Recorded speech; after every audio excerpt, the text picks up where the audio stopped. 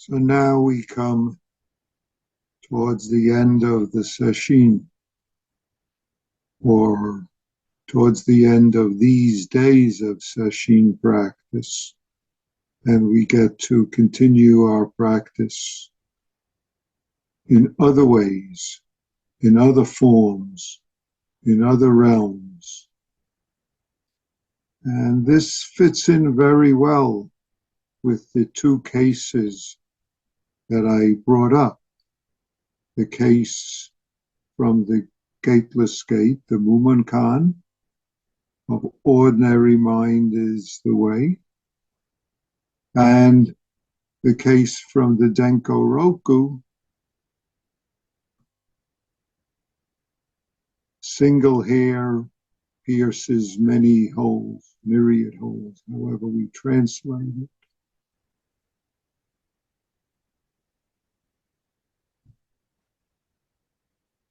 Joshu, ordinary mind is the way. Joshu practiced with Nansen. When this case is occurring, this dialogue between them, where Joshu asks, what is the Tao? What is the way? Ordinary mind is the way. Joshu is about, let us say, 19, 20, fairly young, a sincere practitioner who has practiced and seen, and as this koan dialogue ends, the words in the Mumonkan are, at these words, Joshu was enlightened or suddenly enlightened. Different people translate it. Joshu suddenly enlightened. Nevertheless, Joshu continues studying, as Mumon's commentary says, even though Joshu may be enlightened, he can truly get it only after studying for 30 more years. In other words, he spent another 30 years with Nansen, and some of these years are, what should I say, recorded in other texts, including the other famous case, or not the, another famous case, Nansen Cuts the Cat, which is about Joshu going on pilgrimage, coming back. We could leave that case for another time. But what I want to point out is Joshu's continued practice with Nansen until Nansen dies. And then he, for 3 years, conducts what's known as the formal memorial ceremonies at Nansen's temple, at Nansen's tomb. And after that, so Joshu is then, it's said, when Nansen died, he's about 60. At that point, he goes off pilgrimaging, and we have lots of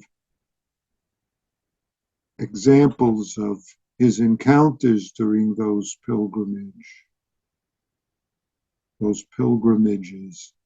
He starts off the pilgrimage, which I'll loosely paraphrase. He says, if I meet an 8-year-old girl and she is fully awakened, I'll stop and study practice with her. And if I meet a 70-year-old ancient monk who doesn't see it clearly, I'll stop and teach him. So when there's many cases of him wandering throughout China and having encounters with various well-known Zen, what I should say, Chan masters. In Chinese, Zen is Chan. Actually, both Zen and Chan are Chinese pronunciations, but the primary Chinese form of pronouncing the word is Chan.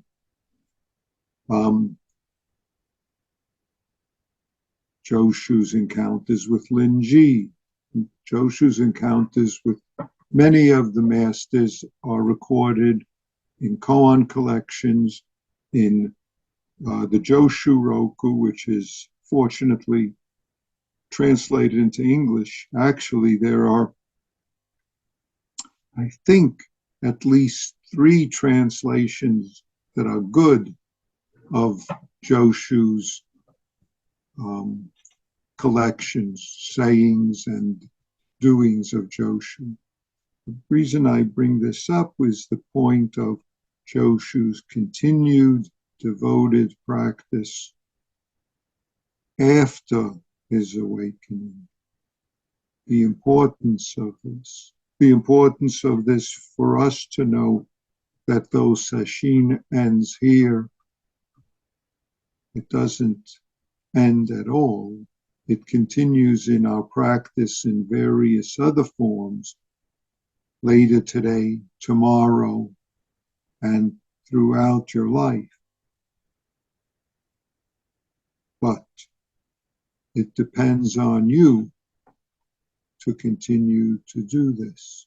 Depends on you to create the forms and the ways that your life circumstances can support, enrich your ongoing practice, challenge the ways that you get entangled and stuck. Now, this is the case of Joshu.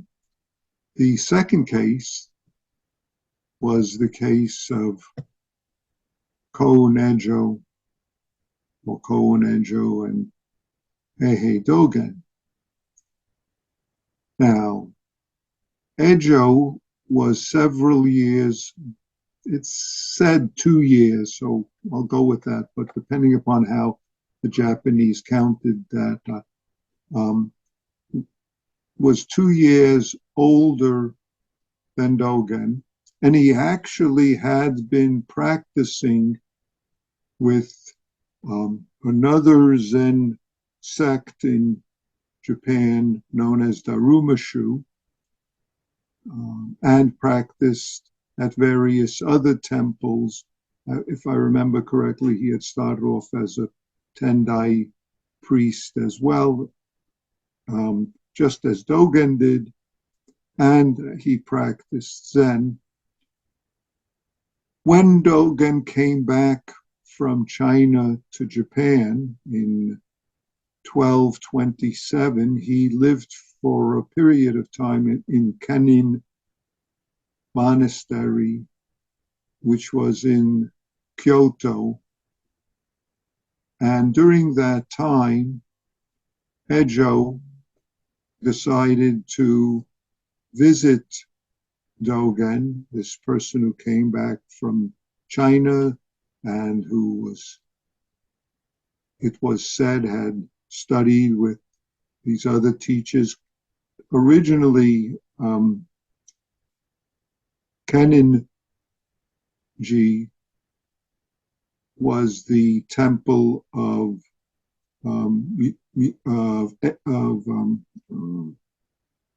Myozen, who was Dogen's teacher when he studied in Japan. No, and when he went to China, he went to China with him as well, and his teacher died there. And Dogen stayed there, but Dogen wasn't quite satisfied with the way practice was there. Nevertheless, Dogen stayed there and for several years, and during that time, Ejo heard about him and decided that he would visit with him. Ejo had already had let us say, as he puts it, grasped the essence of seeing essential nature, and he wondered what Dogen would have brought from China, whether it was something useful, more clear, whatever. So he went there to visit Dogen, and they talked for several days, it said, and they saw eye to eye. And Ejo thought, well, my understanding is like Dogen's, and he praised Dogen's understanding. But after several days, Dogen started, as it is said, revealing a different understanding, which surprised Ejo and raised doubt and made him want to study with Dogen. He wanted to study with Dogen, and Dogen told him, I'm not ready yet to have people study with me. I'm here at Kenninji, but it's not my own place. When I find a place, then come back. This isn't a good time for you to be my student. So Dogen wandered off, and in several years had his own place. And then in 1234, it said, so that's, Dogen came back in 1227, 1234, Ejo came back. Now, during that time, one of the things is that Ejo had this whole, what should I say, group of people who were all part of Daruma Shu, but Daruma Shu was banned in Japan. It was a Japanese sect, but it was banned. So those people had to practice, but practice somewhat underground. And they were persecuted by the Japanese and the Tendai authorities. But he talked about Dogen and Dogen's practice with his fellow practitioners of Daruma Shu. And so in 1234, he began practicing with Dogen, practiced for 3 years before this case of a single hair passing through myriad holes comes up. After that, he continued with Dogen, receiving transmission, continued studying for almost 20 years until Dogen died, and then became Dogen's first successor. He was Dogen's attendant. He took on many other important positions. He recorded much of what Dogen was teaching at that time. And then after Dogen died, he became the second abbot leader of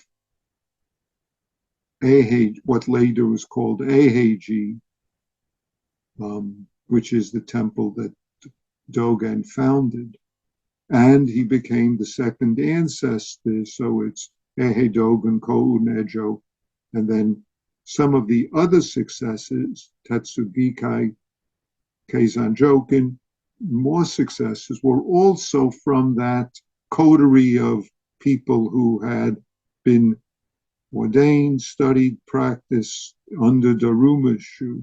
And in fact, there's various ways in Dogen's teachings where you could see when these Daruma Shu people came, and Dogen wanted to emphasize how his teaching was different than the Daruma Shu teaching. You'd see a change in what Dogen emphasizes, but I'll leave that aside.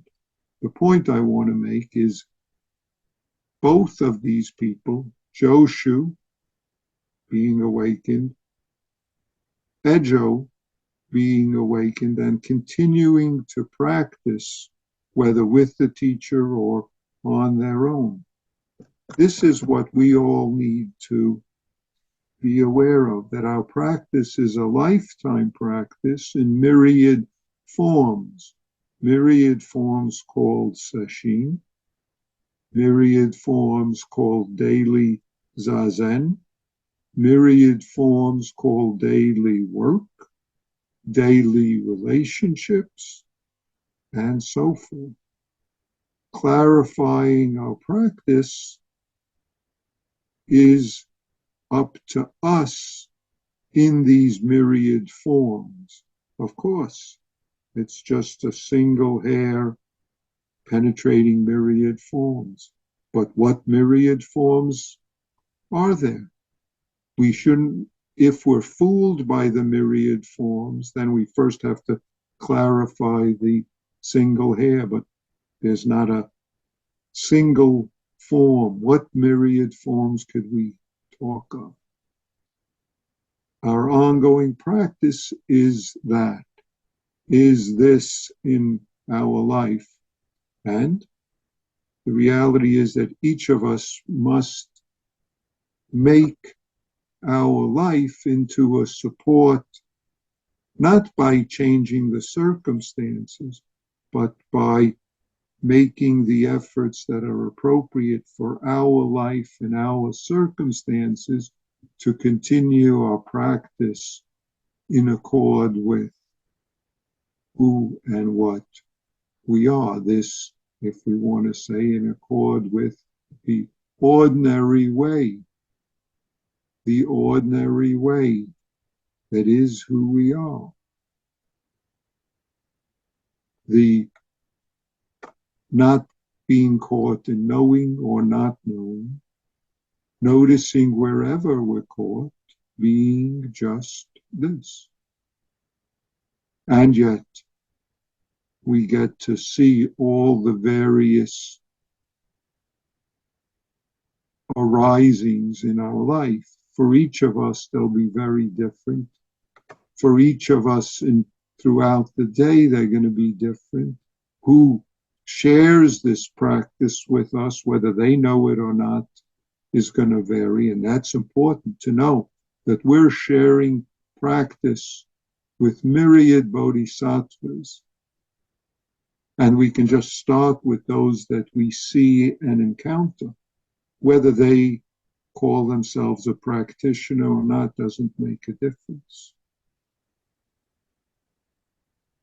When we look at the real form of the universe, all is the never failing manifestation. All. Then it's up to us to see what nurtures our practice. And our practice doesn't mean me, some little me, but our, whoever, whatever this moment life is, our practice.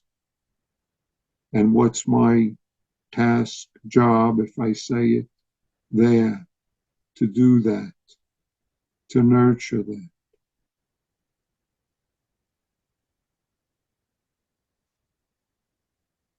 As Mumon says, Joshu needed another 30 years, and then Joshu went off pilgrimaging for, I don't remember, 20, 30 years till he settled down. No, I think it was 20 years, and then he settled down and taught. Some of you who've been to China, when a group of us went to China, will remember we were at Joshu's monastery in China. In fact, during the Cultural Revolution, most of the monastery was destroyed and had to be rebuilt. But what was not destroyed was a stupa with Joshu's relics. And I remember circumambulating that, both individually and with others. This monastery also happened to be, in later years, the monastery of Mumon, the compiler of the Mumon Khan. So it's been easy doing sesshin.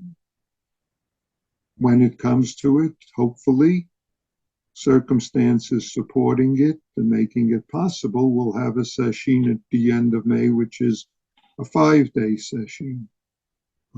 starting Wednesday evening and ending on the afternoon of Memorial Day. Of course, no one knows what tomorrow brings, much less May.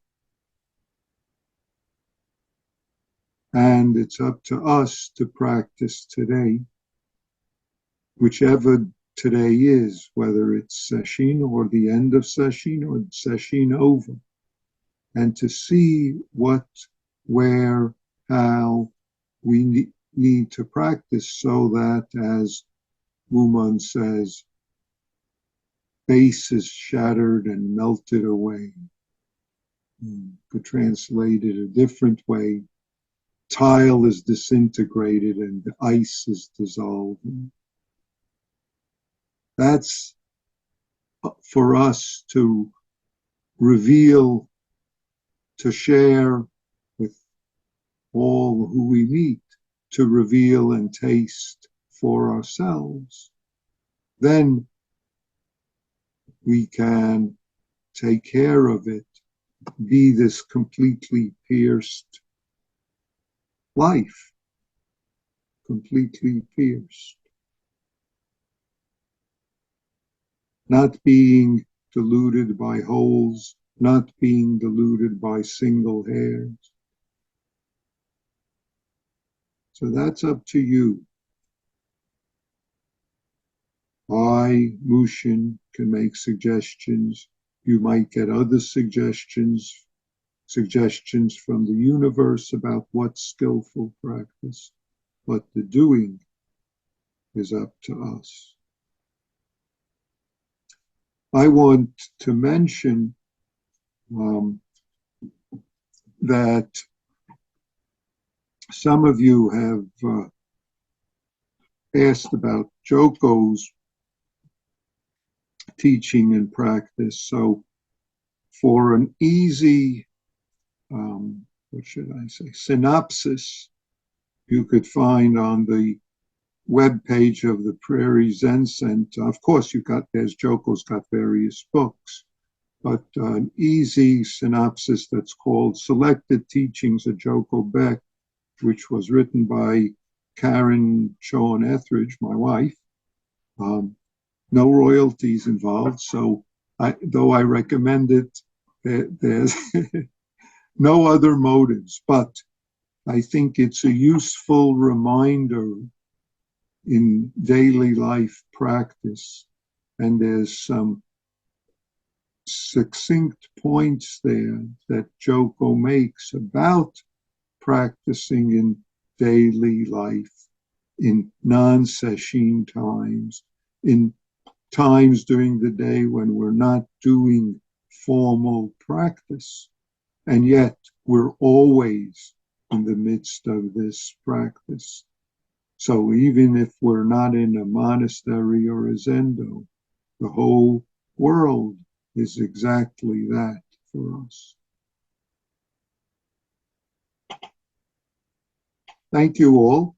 And I think Mushin is going to offer now opportunities for people to speak in this closing of Sesshin.